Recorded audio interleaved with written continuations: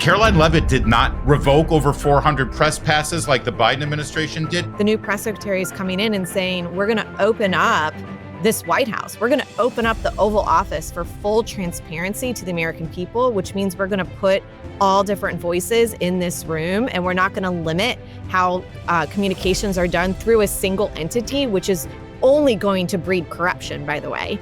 They're going to freak out because it's their bottom line. Their whole business model is built on manipulating the American people. And President Trump is taking a chainsaw to that, if you will.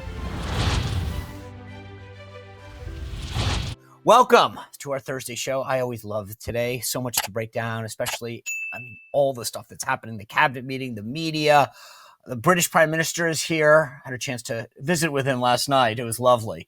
President Zelensky coming tomorrow, apparently, for this big rare earth mineral deal. So much to get into. And if we're lucky tonight, apparently Pam Bondi, the Attorney General, is releasing the Epstein files. I'm not saying everyone should be worried, but Bill Clinton, I would get a lawyer on speed dial. Anyway, a lot to break down. I think I've told you guys this before. I got a big Zoom call tonight. If you're interested in joining, I've switched over to a lot of wellness products, personal care, whatever. Do me a favor. If you're interested, just want to hear how I'm doing this and be part of it, text the word invite to 276-500-1185, invite to 276-500-1185. We're doing a small group tonight on a Zoom at 8 p.m. Eastern. So if you want, join that. And then tomorrow, an amazing show that I honestly have been looking forward to. Two of my former colleagues in the White House, Derek Lyons, who's the staff secretary. You know, he's the Will Scharf, the guy who reads off the executive orders. He was the staff secretary in the first term. And then Jordan Caron was the director of Oval Office operations and the personal aide to President Trump. The first person he saw in the morning and the last person at night. We are going to spend the show telling Trump stories. So I'm excited for this. Great panel coming your way in just a second. But before I do, another guy who I didn't work with in Trump, but I love, is my buddy Leo Grillo out there in California. He runs Delta Rescue. They do amazing work because they are the world's largest no-kill sanctuary, not a shelter, a sanctuary where dogs, cats, horses, you name it, can come and spend the rest of their life getting the care that they need, the nutritional care, the veterinarian care, etc. Dogs that are abandoned, malnutritious, abused. He takes everything in, and he's done a phenomenal job growing it from starting off by just rescuing one Doberman that he saw on the side of the road. And now Delta Rescue is just massive. You can go on to deltarescue.org, check out their amazing work, how it's grown. But I would ask you to go to deltarescue.org and make a contribution. Leo Grillo is not looking for a government handout, something from USAID. Nope. He counts on people like me and you, and I am one of those donors. I made a personal contribution to Leo. They do amazing work. Please consider going to deltarescue.org and doing that, or looking at that estate planning kit that's on the top tab there and seeing if you've got an old 401k or stock that you can make part of your legacy. Consult with a tax professional. Maybe you get a benefit, but go to deltarescue.org and do that. Also, speaking of wellness, I just mentioned that, what I'm doing tonight on that Zoom. I've made, I realize when you got bad hips, bad knees, and just are, all sorts of problems. Gravity Defyer shoes can be a huge game changer in your life. I've got multiple pairs. I've told you guys this before. I wear one when I go running, and then when I do little more than running, more than walking, because I can't, let's face it, it's a jog at best. I've got a pair that's just for that. I have a wide foot. They make it in all sorts of sizes and shapes. They cover that. I love these things. They've got this versatile technology, which is what you have like on a trampoline. Once you step into a pair of Gravity Defyer shoes, you will not go back. You will just keep buying them for every aspect of your life. And they've got some cool sandals and all that stuff for the beach. The best part is, if you are interested in getting a pair, you as a listener of the show can get an exclusive 50% off orders $120 or more. Just text Sean, I spell it the right way, SEAN, to 91888 to claim your 50% off deal. And trust me, you will not go back once your foot steps in. These shoes work as hard as you do. Text Sean, SEAN, to 91888 or go to gdefy.com. So that's Gravity Defyer, but gdefy.com to take a step in the right direction. Without further ado, I want to bring in my amazing panel. Jessica Anderson, who's the president of the Sentinel Action Fund, Ashley Hayek, the executive director of America First Works, and the chief engagement officer at America First Policy Institute, and our charity of the week, Larry O'Connor, the host of WMAL's More O'Connor and Company here in our nation's capital, and the author of a brand new book, Shameless Liars: How Trump Defeated the Legacy Media and Made Them Irrelevant. And shameless is not just the title, but it also speaks to how Larry promotes his book, Shameless. It is right there. Larry, congrats on the book. I love the fact that you self-published this, right? Yeah. Yeah, because the publishing industry is part of the problem here with the sort of gatekeepers in the media world. It's radio, it's television, it's cable, it's newspapers, of course, and yes, the publishing world as well. And the fact of the matter is we have these tools at our disposal, like direct streaming video that Sean, you and I both do and have had great success with, but also with self-publishing. And the cool thing about this book is that I started writing it in December and it was ready to publish January 28th. What inspired me was Donald Trump winning that settlement with ABC News and George Stephanopoulos.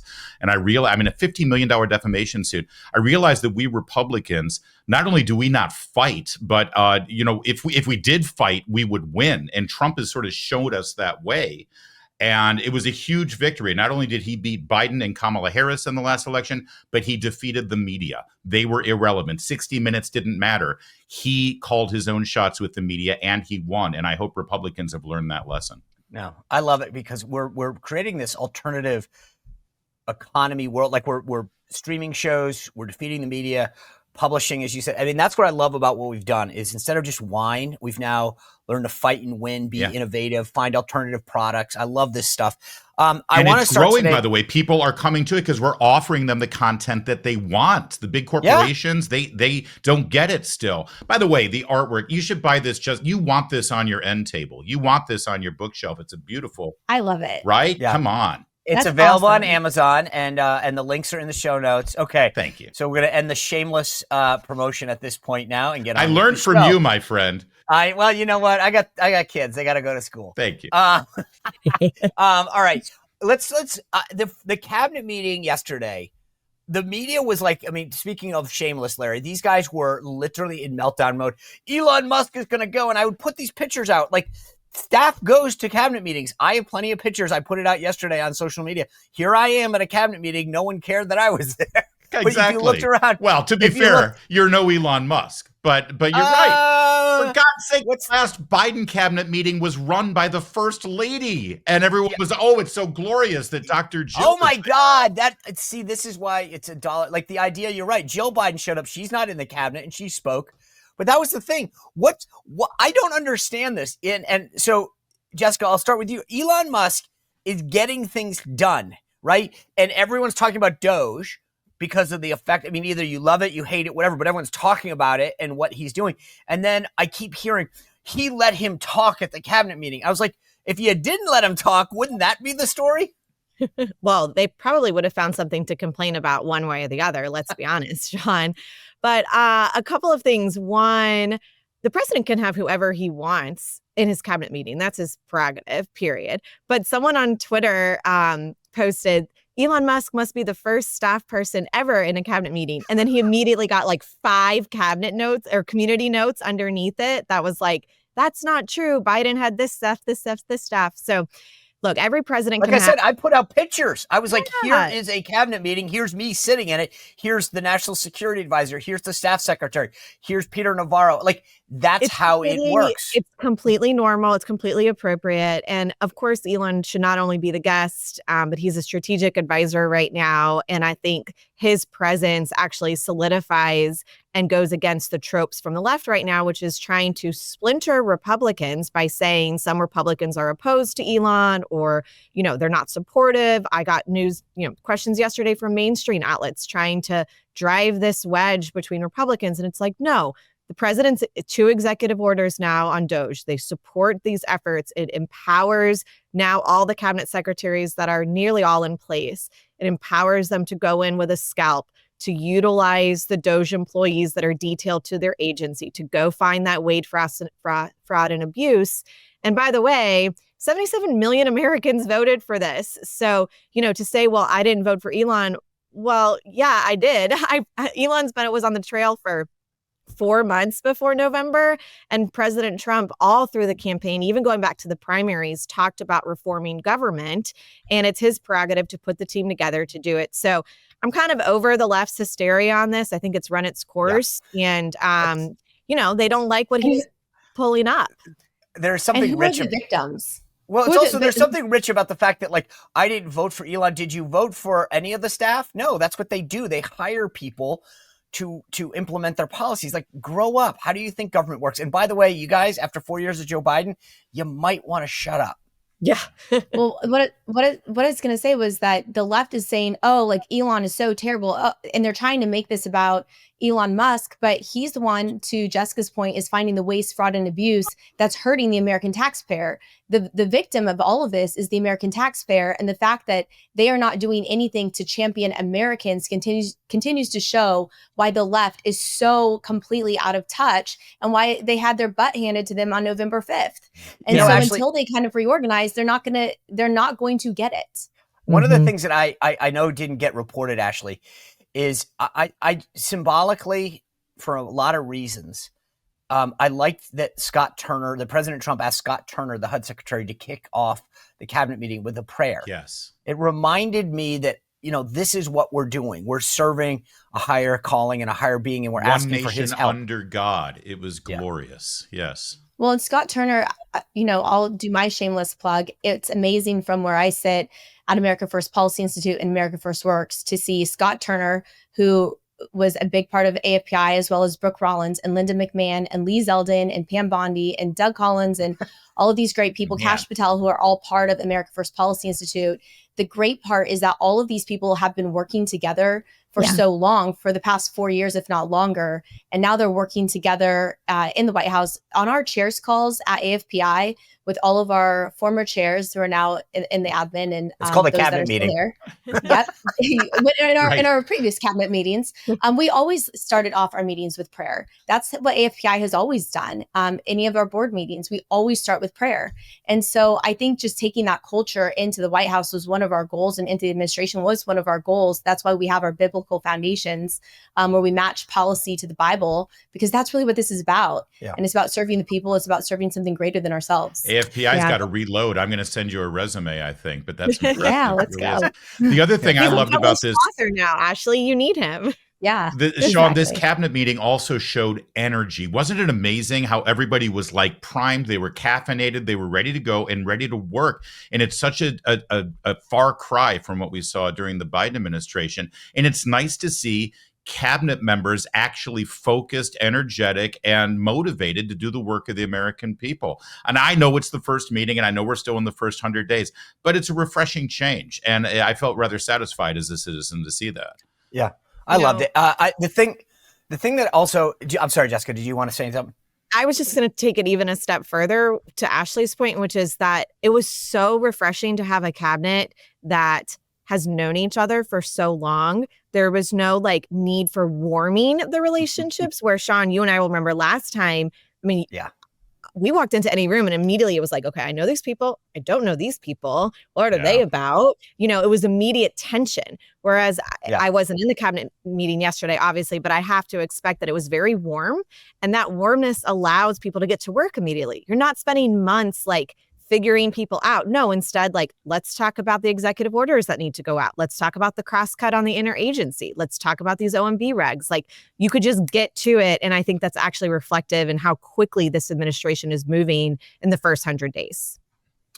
You know what? Tomorrow, the plan is that Zelensky will come over by the, Prime Minister. This week you had Macron. Now you have the UK Prime Minister Starmer. He's here today.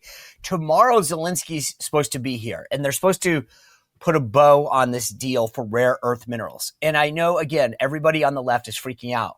But here's the thing that I love about this. Forever, we have gone in and helped other countries and been a good friend and whatever and got nothing back. What Trump did is said, hey, Ukraine, we've had your back. We covered you, but let's get us a little something. And they're going to make this deal, which I'm just excited that somebody actually is thinking about taxpayers and us as opposed to us just giving it away. And I love the business aspect that he 100%. Brings to this. Yeah, Sean, it's weird. Like it or not, this goes all the way back to George Washington's farewell address, where he warned us of foreign entanglements. Americans have always been somewhat reluctant to get into wars overseas. It's rather a new phenomenon here over the last couple of decades that this is sort of the default position we're supposed to be, that we need to go in and save the day. And sadly, Americans, when they look at these conflicts, their initial instinct is, okay, That's a problem. What's in it for us? Now, with the war on terror and the Iraq incursions in Afghanistan, we could legitimately say, listen, these people are a danger to us. Look what happened in 9/11. That sale was never made in the Russian-Ukraine war. All of the high platitudes about defending democracy and saving Europe and all those things, we never really understood what was directly in it for us. Now that we've got this deal with rare earth minerals, there's something in it for us. We're going to be on the ground. It's not boots on the ground. It's wingtip shoes on the ground from businesses having an interest there. Putin knows that, and he knows not to encroach now because he's going to be messing with our interests directly. The left should be applauding this. It invests us even further in a lasting peace. Yep. But it also says we're not your piggy bank anymore. America is not your piggy bank. And I want a full accounting of where that billions of dollars have gone, because I don't think we actually know where it's gone. And there needs to be some accountability and some transparency in what has been done up to date. But it's also amazing what the president has done in just 30 days, not even 100 days, but in the first 30 days, what Biden could not do in the left in the last 4 years. Yeah. I mean, it's just such a contrast. And even the Doge stuff, Jessica Anderson, I'm like, everybody loves to melt down. And I keep saying, guys, you all talked about this for decades. Waste, fraud, abuse. We need to do this. No one did anything. And the thing that was so funny is Elon sends this email out saying, hey, tell me 5 things you did. And it was awesome. He clarified that at the cabinet meeting yesterday. Let me play it for everyone. I think that email perhaps was misinterpreted as a performance review, but actually it was a pulse check review. Do you have a pulse? Do you have a pulse and 2 neurons?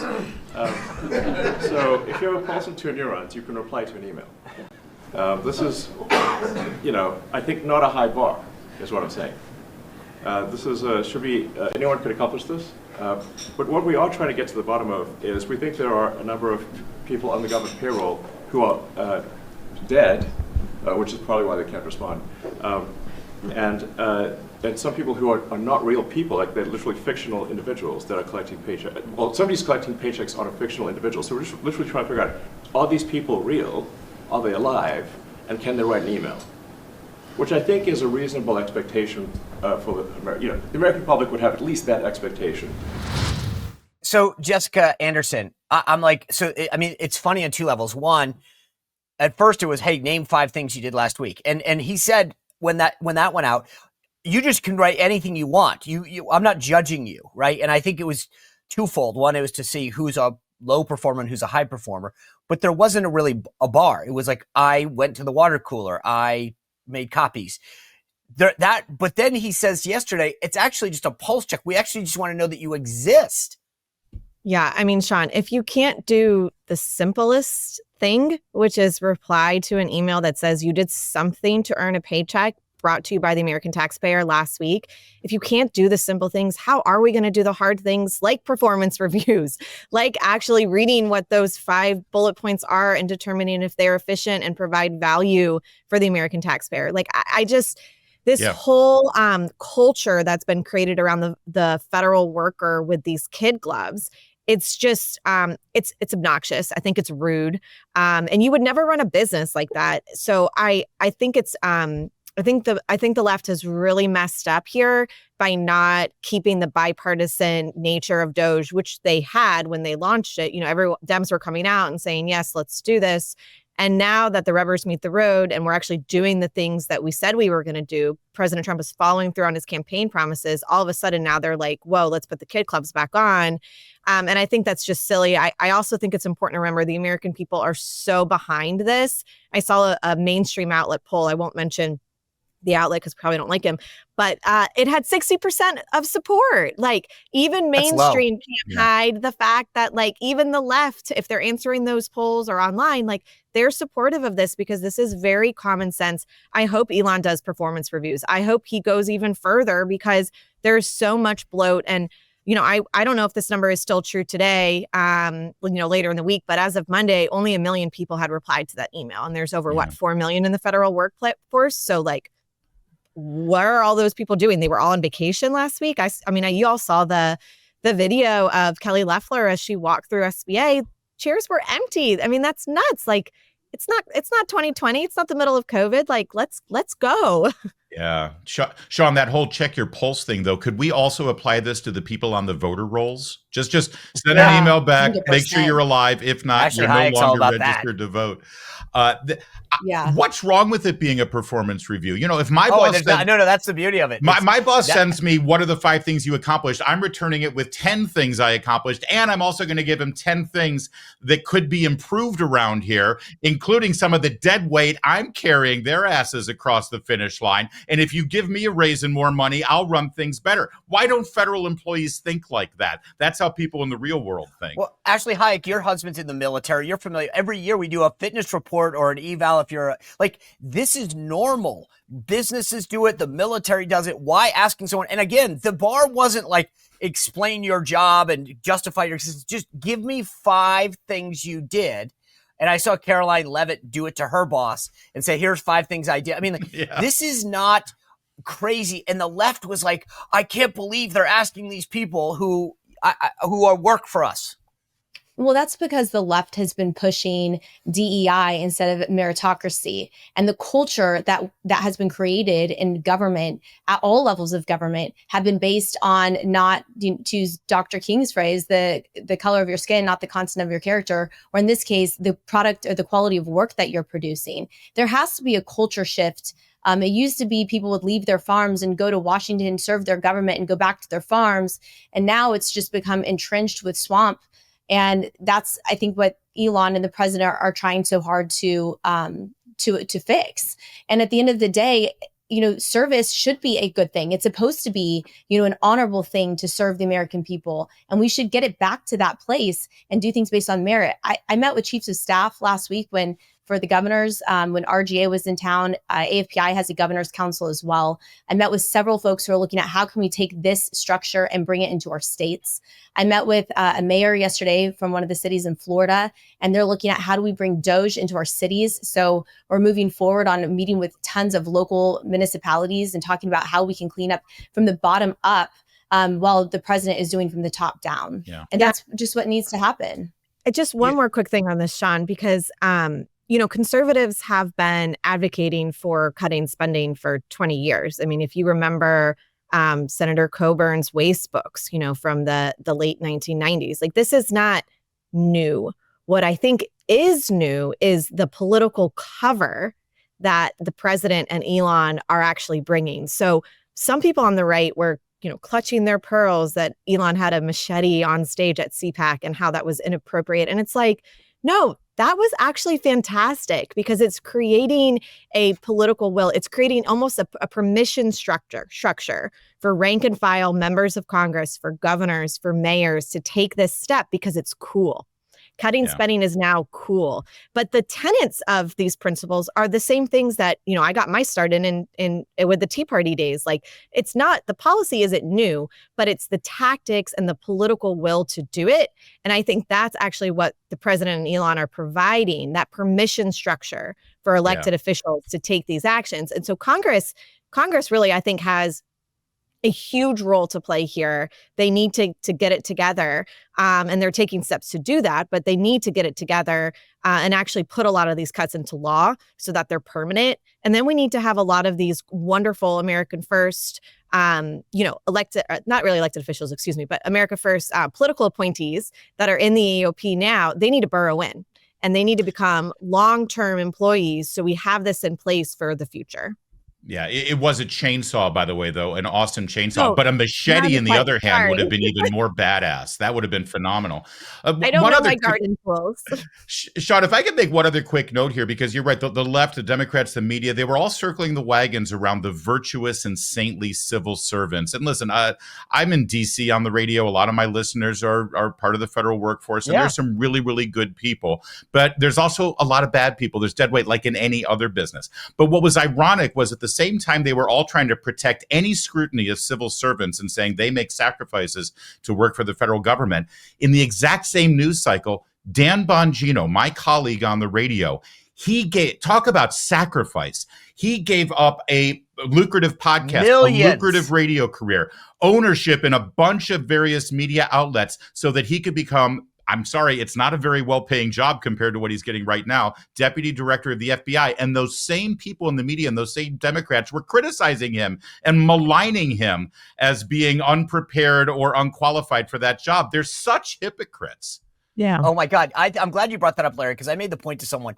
Dan Bongino literally built a business from nothing, and it's worth like tens of billions of dollars. Oh, absolutely. And he has to give all of that up for a potential 4-year job as the deputy director of the FBI, probably making like 160 grand, moving to DC. He lives down in Florida now.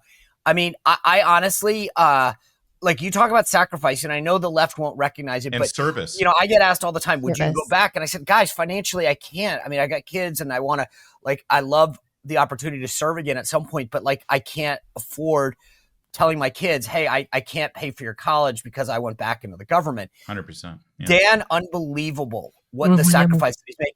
But I want to make one more point, because Jessica, as she was talking, I started to think about this in a way that I haven't before. And so hat tip Jessica Anderson.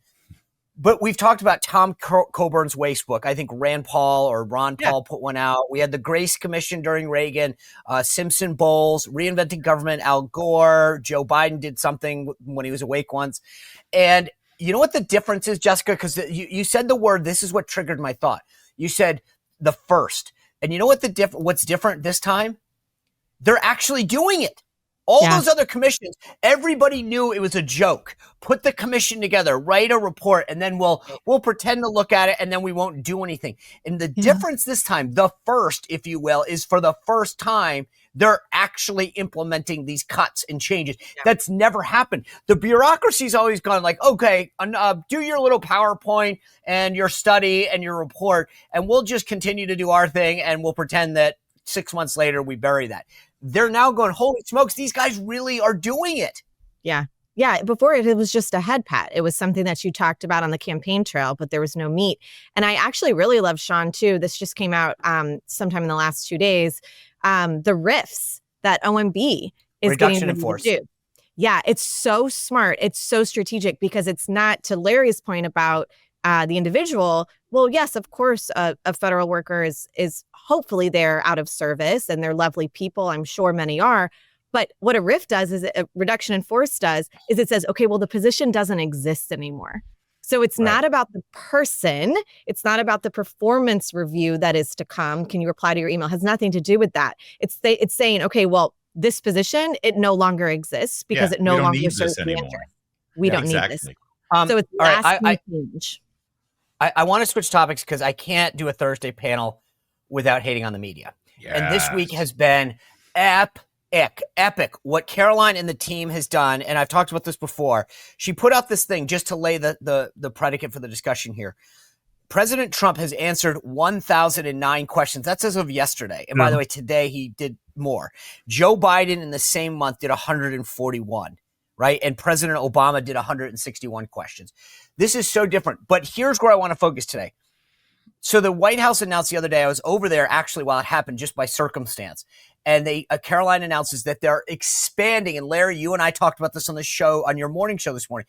The White House pool is a representative group of people. So there's photographers, cameramen, print poolers, wire, and photographers. And each way it works is, well, because the Oval Office or Air Force One is only so big, they send a representative from the White House Correspondents Association to be the representative of all of them. They take a photo, they film it, they record it for radio, or they write it for the print, and then they send it back to everybody else to say, hey, on behalf of what we got to see, so that's the deal.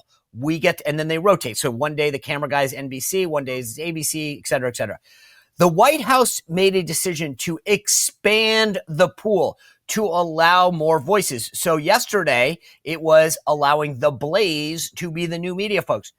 And the Correspondents Association had an absolute meltdown. And I believe that the reason why is because they don't like anybody else having an opportunity to share what happened. They want to dictate what we read, see, and hear. And Ashley Hayek, the problem is that I pick up the posts or read the headlines this morning. I didn't pick it up because I don't have it. And they're all like, White House seizes control, I think was the word, of the White House press pool. There goes that dictatorship again. Not allowing and expanding so that more people can have the opportunity. And that's what this White House is about. It's really about expanding opportunity for more people to have a seat at the table. It's going to take away their fake news narrative. It's going to take away the entitlements. The elite cabal that the establishment media has had forever is done. And part of this is actually really unique because, as we were speaking earlier, the president won because he was on different podcasts and participated in different types of discussions with new people. And so by including those people now in the pool is going to be extremely valuable. And it's going to continue to cement the fact that there's a new media that's coming out, media that people want. Kamala Harris tried when she did the Call Her Daddy podcast. It failed miserably because of her. But I think it just goes to show that, this is kind of the turning of the tide. We're not on typewriters anymore. We're not, it's not just your cable news or satellite TV. It's all new. It's digital. It's new people, new voices, and it's a really exciting time. And I think that if the White House Correspondents Association wants to remain relevant, they should maybe rethink the way they're doing things too. Well, that's the thing, Jessica Anderson. They melted down. They put out a statement last night that was like, we are no longer going to tolerate this. And therefore, they send these dispatches, like I said. So they'll send out an email that says, part of the idea is to give people color and understanding what happened. The president was flanked today behind the Oval Office desk. Here's who was standing next to him. He took 3 questions. Here's what he said so that everyone could see it. And so they said last night, we're not going to do that anymore. It's up to everyone to decide individually because we can't trust these new people, these people who don't play by our rules. And what people have to understand, Jessica, is the White House Correspondents Association restricts who can be a member of it. So therefore, if you don't join it and meet their criteria, which has to do with ownership, your role in the media. So I wouldn't qualify because I'm not a full-time journalist because I host a show, but I also have outside business, right? So if you're not a purist left-leaning journalist, then you can't join it. So thereby definition, it restricts who can even join the WHCA. And this is the kicker. The head of the White House Correspondents Association is a guy named Eugene Daniels. He works for Politico right now. They've announced he's leaving to go, and it's the dirty secret, is to host a show at MSNBC. He is a Kamala fanboy, and that's who's supposed to be leading the efforts. They have no credibility. Yeah, I mean, look, you and Larry are preeminent scholars on this stuff, way more than me. But from where I'm sitting, I would just say this is why normal Americans, why we don't trust the media, because it's always has a liberal slant. They filter what we can see. They don't show us the facts. They show us, clipped out and edited versions of interviews that push their agenda. And so, when you've got a situation where the new press secretary is coming in and saying, we're going to open up this White House, we're going to open up the Oval Office for full transparency to the American people, which means we're going to put all different voices in this room, and we're not going to limit how communications are done through a single entity, which is only going to breed corruption, by the way. They're going to freak out because it's their bottom line. Their whole business model is built on manipulating the American people. And President Trump is taking a chainsaw to that, if you will. Yeah. Sean, the White House Correspondents Association was formed, I believe, in 1919. I don't know how we had freedom of the press up until that moment, but apparently we struggled through without them. Even still, it wasn't until recent decades that they took this control over the briefing process and over being gatekeepers about who's allowed in the room, who's allowed in the pool, who's allowed on Air Force One, who's allowed in the Oval Office. Do any American citizens believe that they are better informed about what's going on in our White House because the White House Correspondents Association has taken over that gatekeeper role? Or do they rightly recognize that they're not getting the full story? They're not getting the full truth. Caroline Leavitt did not abolish them, didn't restrict them, didn't kick them out, didn't revoke over 400 press passes like the Biden administration did. Right. No. All she did, as you said, was open it up, bring in more voices. By the way, when the Correspondents Association, when the Biden administration took 440 passes away from independent journalism, the White House Correspondents Association said nothing. Right. They didn't care about journalism. Now that it's being expanded, more press people, more voices, they have taken a stance against it. But Ashley Hayek, here's the thing. Peter Baker, New York Times, longtime New York Times reporter. This is how he reacted to this. I'm glad we're all sitting. Having served as a Moscow correspondent in the early days of Putin's reign, this reminds me of how the Kremlin took over its own press pool and made sure that only compliant journalists were given access. Yeah, that's actually Peter Baker, New York Times. Is he talking? Well, that sounds like something. Yeah, that's something that the New York Times would print or publish. But we saw how terribly the establishment media has treated the president since 2015. And, we suffered through that during the first 4 years. Sean, you dealt with it during the first 4 years of the administration. And I think this is just a good way to say enough's enough. We're not going to tolerate this anymore. It needs to be free and fair. And, competition breeds greatness. So that's what is going to happen at this point forward. Yeah. I want to play you guys a clip and take a stroll down memory lane because and I'm going to explain why I'm going to play this clip in a second. But this is our good friend Jake Tapper over at Sentinel and Laura Trump a little while ago. So let me play this for you, and then I'll explain why. Let's go. How do you think it makes little kids with stutters feel when they see you make a comment like that? First and foremost, I had no idea that Joe Biden ever suffered from a stutter. I think what we see on stage with Joe Biden, Jake, is very clearly a cognitive decline. Okay. That's what I'm referring to. It makes me uncomfortable. You have to watch somebody on stage search for that's so amazing. questions It's so amazing to me and try and figure out an answer. A cognitive decline. Well, when you're trying to tell me that what I was suggesting was I think that you were stuttering, mocking his stutter. Yeah, I think you were mocking his stutter, and I think you have absolutely no standing to diagnose somebody's cognitive decline. I would think that somebody in the Trump family would be more sensitive to people who do not have medical licenses diagnosing politicians from afar. That's enough. That's enough. Okay, because here's where it gets nuts.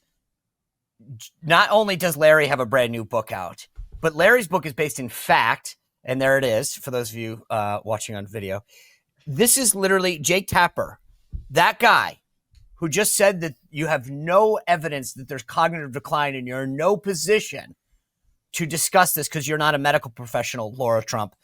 He is now publishing a book called Original Sin. Original Sin. President Biden's decline, its cover-up, and his disastrous choice to run again. Jessica Anderson, on a scale of 1 to 10, is he an unbelievable nutty hypocrite or 0? 15, Yeah, 20. How 20. high can this You have scale no go? evidence. You have. I've seen a lot of chutzpah and brazenness. This is literally unreal. The nerve. But this is what the left does. They always accuse you of what they are doing themselves. Yeah. And we've seen this time and time and time again. And actually, it makes me angry when I watch that because I know Laura Trump and I know what a generous, sweet, amazing human being and compassionate and empathetic person.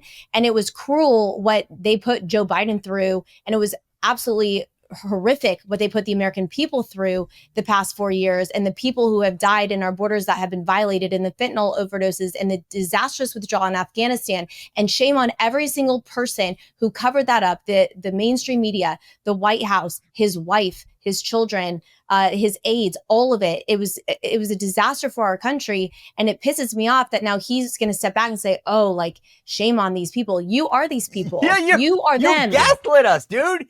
I mean, Yeah. First Look of all, in the mirror. I agree with you. I agree with you on Laura Trump, but I'll tell you, it just took anybody with eyes. It didn't take. He's insulting Laura about her medical prowess when all she had to say is, "I have eyes and ears, and I watch it." And now Jake Tapper has the gall to put a book out there about this. Hey, Sean, he was part of the cover-up. He was part of the cover-up. And when do you think he started writing the book? Because as Larry pointed out, publishing takes a long time. And so do you think he started writing it before or after the coronation of Kamala Harris? Because I think that would be interesting because it's not self-published, right? So it had to go through a whole process. No. They announced it. In fact, this leads you to my next question. I want to get into a little bit of a rapid round. So there is apparently a lot of pushback, but here's the kicker.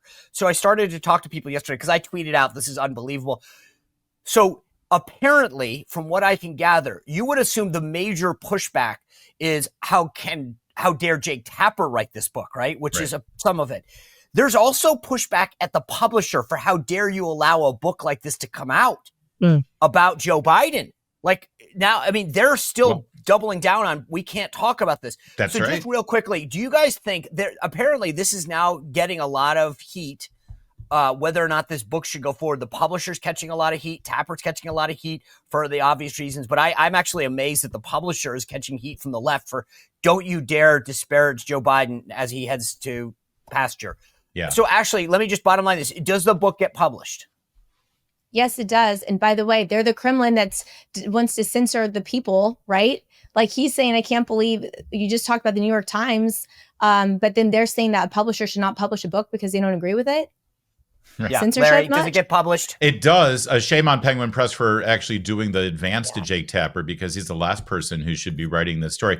But the book serves as cover, Sean. This is cover for every journalist. He's going out there. He's taken one for the team. But every other journalist who was part of this cover up, they'll be able to look at the book and say, we had no idea. Thank God Jake Tapper uncovered all of this for us.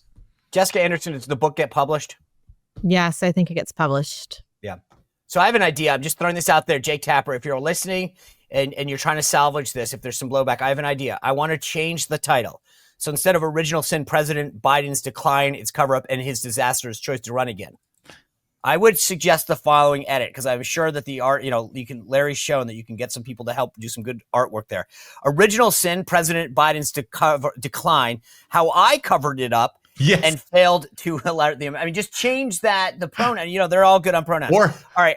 Or like OJ's book about the murders. He could call it If I Did It. Right. So, all right. The other big thing is, I want to get your take on this. Epstein files apparently are coming out sometime tonight, whatever. Is this going to be a pro forma thing? Is there going to be a list, and is Bill Clinton going to be in trouble? I mean, do you guys think that there's a real list, Ashley, that's coming out? That's number one. The other thing I will say this is, I know I make light of this sometimes. There are some. Marsha Blackburn really opened my eyes earlier this week to the real implications, human trafficking and young women. Yeah. But are we going to learn anything from these files tonight, Ashley? I think a lot of it we'll probably know. There have already been several names that have been floated around. It'll probably cement those names. But I don't imagine if you're committing a crime of that level, I imagine it won't be as shocking as what we hope it to be. Yeah.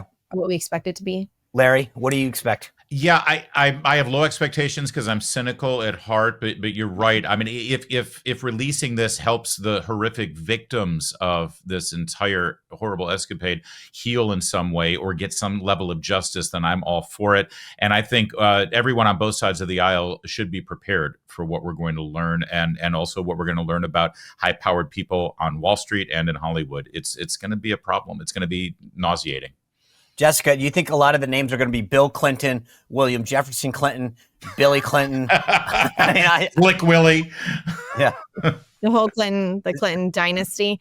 Look, I think it's super important that we have as much transparency on the Epstein era as possible. And if this DOJ and Pam Bondi's great leadership can do that, then I think that's a promise made, promise kept, because there's a lot of people that are hurting from this. And there's just a lot of voters that I think were actually new to MAGA, that were motivated by the need for truth and transparency coming from the highest parts of the land. And I think this is a really great opportunity to do that. So I'm hopeful information comes out and that it's clear and that it protects the victims. All right. Before we get to winners and losers, I want one quick answer. The State of the Union's next week. This is the last panel that we'll have before it. Who should the Dems choose? In all seriousness, who do you think would do the best job responding to President Trump, Ashley Hayek? I want that Crockett woman, the congresswoman out of Texas. Just for my own pure enjoyment. All right. Actually, you know what? Let's go for the enjoyment factor. Larry O'Connor. Our fellow podcaster, Gavin Newsom. He's actually he's an amazing communicator because he has no shame. He'll lie right to your face with a smile. All right. Jessica Anderson. I like AOC. I think she'll just rage. Okay. See, I think that there's the entertainment factor that Ashley pointed out, but I also think if these guys are smart, they'd get out of the way and actually put some real Americans and try to make they don't know how, they can't get out of their own way, but that's my thing. I would tell them, make a panel. All right, we got to do winners and losers real quick. I'll start with you, Larry O'Connor. Give me your winner and your loser. My winner is Andrew Breitbart, the man who brought me into this industry, because the usurpation of the White House Correspondents Association means that 16 years after he started his media before he passed away so tragically in 2012, Breitbart News is now part of the pool, will be part of the pool. They've been kept out by White House Correspondents Association. Loser is Hollywood. The Oscars are this Sunday, and with the passing of Gene Hackman, we're reminded of what great movies and great actors really can be. It seems like a long time ago, but it really wasn't. Jessica Anderson, give me your winner and loser. This might be an obvious one, but I think the winner is Elon Musk. He managed to tangle the Republican establishment that doesn't really know how to get out of the box to actually follow through on cutting spending, and he's going to force them to do that. And he continued to show the American people that he's serious. And I think the loser is actually the collective state-led Democratic Party of Maine that censured Representative Laurel Libby in Maine for standing up for women and girls in sports. And now she is persona non grata in her own legislative body. And I think that just continues to show that the Democrats in Maine are completely out of touch. And it makes me excited for our 2026 Senate race that's going to be there. So let's go. All right. Ashley Hayek, we're under the gun. Give me your winner and loser. I'm only doing positive. I don't have a loser this week because I'm in such a good mood. But my winners are Speaker Johnson for getting the budget passed. I know we didn't talk about it, but that was a really big deal this week. And then Caroline Leavitt for obvious reasons. She's just crushing it. All right. So my loser of the week is I'll riff off of Ashley. My loser of the week is the White House Correspondents Association and its president Eugene Daniels for the damage that they've done to that institution. It's well deserved. My winner of the week is book reviews, specifically the one on the back of Larry's book. I want to read it to you. It says, Larry is at the forefront of exposing the left-wing legacy media for their bias and lies. This book is a musty read. Yep, it actually says that on the back of the book. That it's the only typo in the whole book, and it's yours. Is it a typo? It's a musty read. Sean Spicer called my book a musty read, so make sure you get it. And so, it was a test to see how well your copywriters were. All right, guys, awesome panel. Thank you. I've been asked a bunch, by the way. Lindy Lee, who I made fun of last week, will be on the program Tuesday to respond to accusations that she's a grifter. So look forward to that next week. Tomorrow, an unbelievable conversation with Derek Lyons, who is the staff secretary under President Trump during his first term, and Jordan Karam, his personal aide and director of Oval Office operations. Telling Trump stories, you're going to want to tune in. Remember, I've got that Zoom call tonight. If you're interested, make sure you text invite. The number is on the screen. Thanks for being here. We'll see you back here tomorrow on the Sean Spicer Show. Well, if you enjoyed this content, make sure to like this video, subscribe, and click the notification bell to get more.